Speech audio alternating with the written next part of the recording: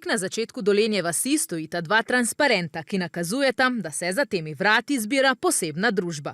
Ja, zdaj smo v bistvu na športnem parku Dolenja vas, ki bo namenjen tudi za spremljanje takih dogodkov, ki jih doživljamo zadnje leta z družino Prevca. Pa ste kdaj tukaj noter skupaj sovaščani gledali? Ja, seveda, ne velikokrat, ampak se pa zgodi, da se zberemo. Če nas je pa več, odpremo te garažne vrata, tako da je avditorij malo večji. Zbrane sem sicer v domačih krajih ujela zahvaljujoč rojstnemu dnevu sokrajana, drugače bi, pravijo, za Dom na Prevca navijali v Nemčiji. Tekme pa so in jih še vedno gledajo tudi med poukom, pravijo na kranjski gimnaziji. Domen je bil v enem takem zelo prijetnem razredu in je imel med sošolci res najzvestejše navijače. Je bilo še posebej čutiti eno podporo.